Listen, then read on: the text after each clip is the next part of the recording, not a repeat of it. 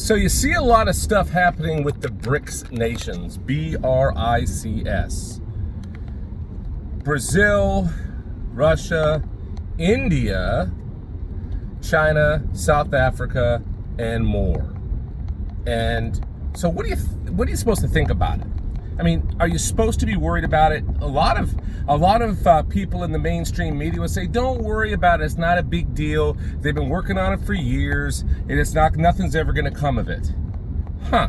Well, I don't agree with that. I think it's a very, very strategic move by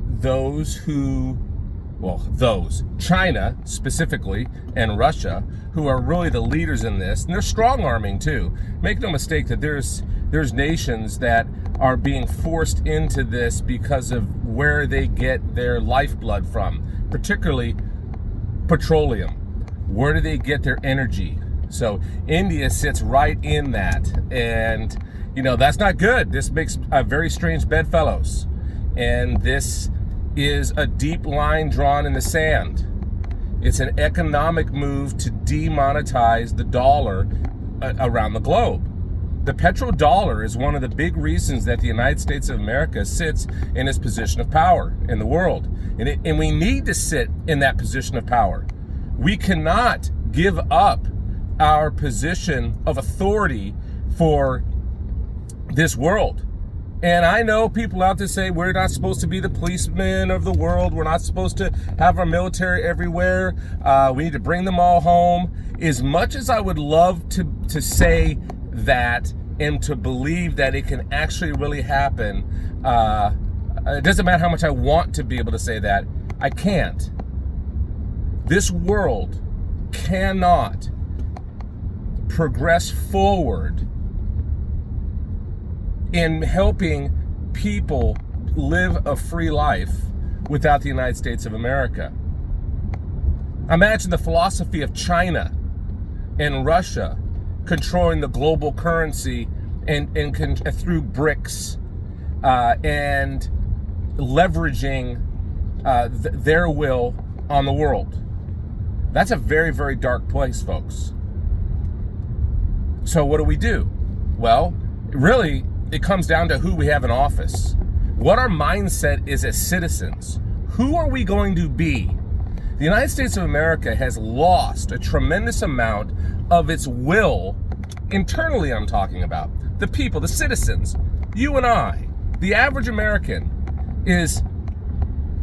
there is a growing majority of people who just don't believe that we can do it anymore. That we don't have what it takes. That we should be marginalized, that we don't have the capability to have an economy that can grow and consistently grow, that we've lost that it factor that we've had before. Well, it is true that if you believe that, you're going to absolutely make it come true. I don't believe it at all. I think the United States of America is still in its infancy stage.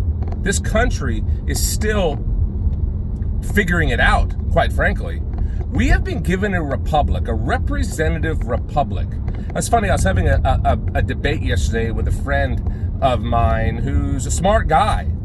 And I was talking about what was happening in the capital of Tennessee, 3 days ago, where members of the House were just getting very radical. And as the session was coming to an end, they were getting physical and they were trying to intimidate members of the opposing Republican House. And I said, that's what democracy looks like. Democracy leads to intimidation, which leads to communism. Leads to a dictatorial mob rule, and that person said to me, "Wait a minute, we are a democracy," and I said, "No, we're not a democracy."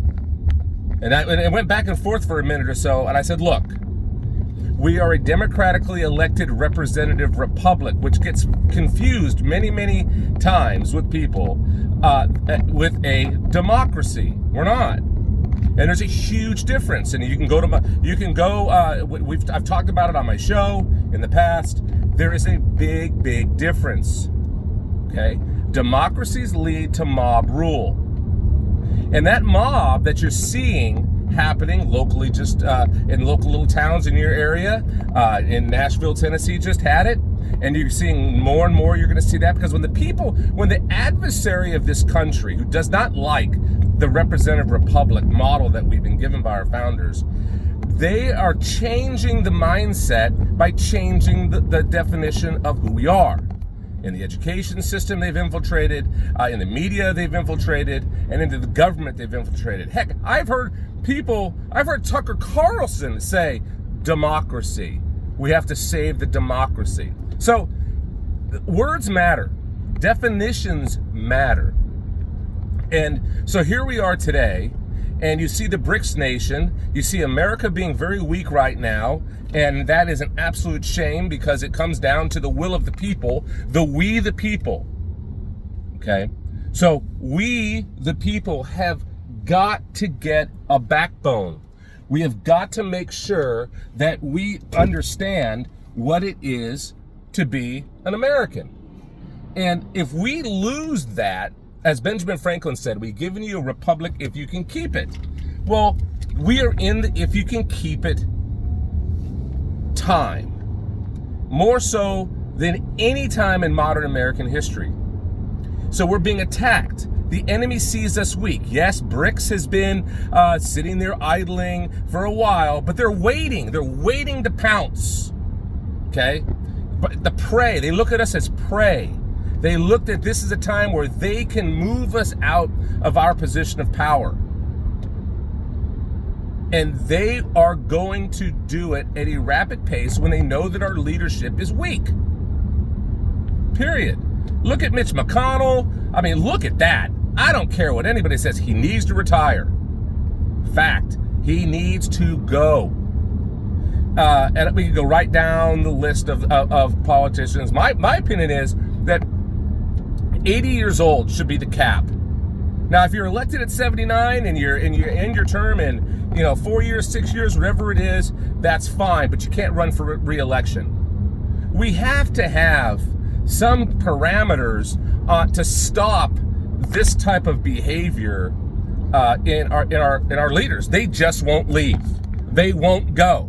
And they won't go because of the power they have, and then they get propped up, just like you're seeing from the President of the United States to the Senate Majority Leader. They'll prop them up, and just because the people behind them want their power. They need their power, and they do not want to give it up, because they quite frankly don't know who would replace them and what their mindset would be. So look, very, very dangerous, precarious times we're in. So our focus has to be there. And so you kind of wrap all this up. The B.R.I.C.S is, some of the countries are teaming up because they feel that the future of the United States of America is not there. We're weak, and we're not going to be able to fulfill our commitment as the leader of the world. Period. This collectivism mindset that's coming out of the UN, I could go on and on. I don't even want to get about ESG and BlackRock and Vanguard, all this stuff that's going on, World Economic Forum, all that. All of that is this collectivism to put all the power at the top, the opposite of what our founders gave us, the power at the top at this all-seeing eye, global governance. So B.R.I.C.S is rallying to become that position of power, and they want to be that global governance. Okay, Saudi Arabia is not helping us, folks. Saudi Arabia is accepting other payments purposely because they want to weaken us. Look, and I don't want to go down this road too far, but it's important for us to point out, to understand that Saudi Arabia was the main country behind September 11th. So these countries are very, very patient. They believe that they can outlast us. China thinks we're a comet flying across the sky of time, and they can just wait us out and let us shoot by, and everyone go, "Wow! Look at that beautiful! Look at that! Wow! That's amazing!" And then boom, it's gone. Well, I don't believe that, folks. The United States of America is here on purpose. The United States of America is one nation under God, indivisible, with liberty and justice for all. This country is supposed to be here and supposed to lead free people and also help people become free. We have been endowed with that by our Creator, not by man. That's powerful, folks. Please, please, please make sure that you stay focused. Understand that those countries that are divesting in us and investing in our enemy, we can't spend money with those countries. We have to do the best we can to defund them, not buy things from them. We have got to empower those allies. Because quite frankly, in this modern World War III that we're in, folks, you can see the line being drawn in the sand of the Allied and Axis powers. It's just that simple, folks. And this 2024 election is paramount. And I know it sounds so cliche. Hey, you know what? This is the most important election of our lifetime. Well, it is. Stay tuned, folks. Go to CraigBouchon.com. Go to AmericaICan.com. There's things that we're working on. We can't do it without you. God bless. There's a donate page on the Craig Bouchon Show. Please get behind us. We cannot do it without you. God bless you, and God bless America.